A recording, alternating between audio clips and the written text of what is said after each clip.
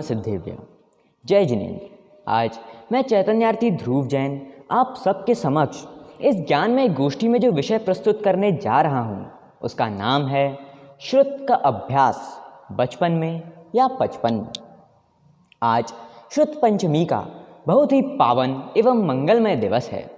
आज ही के दिन हमारे प्रथम श्रुत स्कंद षटखंडागम ग्रंथ की अंकलेश्वर में रचना पूर्ण हुई थी। इसीलिए आज हम इस विषय पर चर्चा कर रहे हैं कि श्रुत अर्थात जिनवाणी का अभ्यास हमें बचपन में करना चाहिए या फिर पचपन में करना चाहिए। वैसे अगर हम निश्चय नए से देखें तो आत्मा का ना तो कोई बचपन होता है और ना ही कोई पचपन होता है।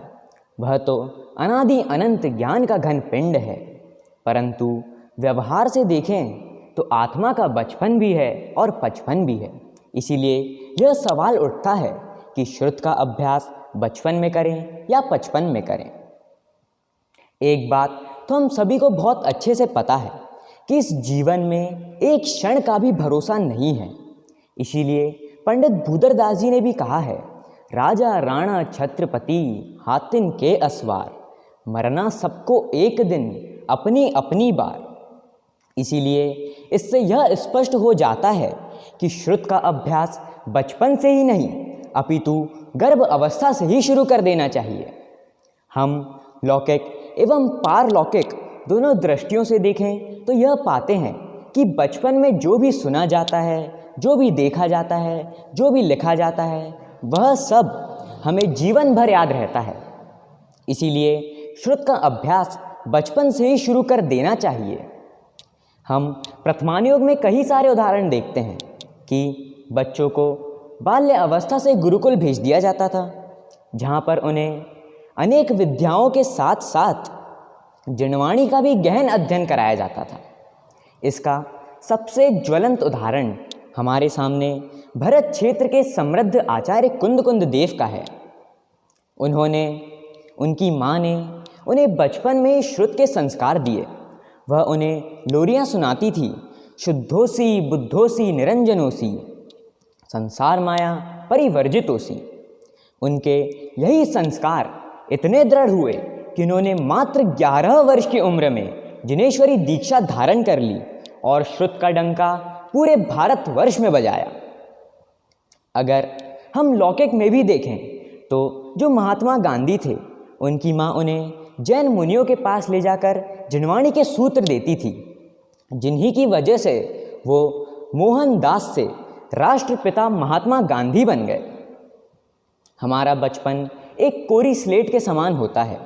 उस पर जो भी लिखा जाए वह जीवन भर अंकित रहता है। इसीलिए हमें श्रुत का अभ्यास बचपन से ही शुरू कर देना चाहिए। आखिर किसी कवि ने सही ही लिखा है कि बड़ी भली जिनवाणी माँ तत्वों का ज्ञान कराती है, सदा सुलाती जग की माँ, यह माँ हमें हमेशा जगाती है। अर्थात कि जिनवाणी माँ हमें हमेशा मोक्ष मार्ग में चलने की प्रेरणा देती है और उन्हीं की वजह से हमारा मुक्ति मार्ग में जन्म होता है। पूज्य गुरुदेव श्री कांजी स्वामी ने बाल संस्कार शिविरों को बहुत महत्व दिया। उन्हीं की वजह से आज मुमुक्षु समाज का बच्चा बच्चा संस्कारित है। पंडित श्री दौलत राम जी ने भी 6 डाला में कहा है कि अर्ध मृतक सम बूढ़ापनो कैसे रूप लखे आपनो, कि जो 55 के बाद का जीवन है वह अर्ध मृतक के समान हो जाता है, जिसमें इंद्रिय एवं मन दोनों शिथिल हो जाता है। तो आप ही बताइए कि ऐसी अवस्था में भला हम श्रुत का अभ्यास किस प्रकार कर पाएंगे। बच्चों को बचपन में श्रुत के संस्कार देने से उनका बचपन तो मंगलमय हो ही जाता है, अपितु 55 के लोगों का मरण भी समाधिमय हो जाता है। इसलिए बच्चों को बचपन से ही श्रुत के संस्कार देने में बहुत सारे फायदे हैं। श्रुत अर्थात जिनवाणी जो हमें मुक्ति मार्ग में जन्म देती है, अगर ऐसी माँ का समागम हमें बचपन से ही मिल जाए तो हमारी मुक्ति में ज़्यादा देर नहीं होगी। हम थोड़े ही समय में मुक्ति को प्राप्त कर लेंगे। मैं अंत में आप सभी से यही कहूँगा कि हम श्रुत का अभ्यास बचपन में नहीं, पचपन में नहीं, अपितु जब समय मिले, मैं तो बोलता हूँ कि हर समय करना चाहिए, क्योंकि यह माँ हमें इस जीवन से नितारने वाली है। हम जिणवाणी को पढ़कर अपनी आत्मा का ध्यान कर मोक्ष मार्ग को प्राप्त करें। ऐसी मंगल भावना के साथ ओम नमः सिद्धेभ्यः। जय जिनेंद्र।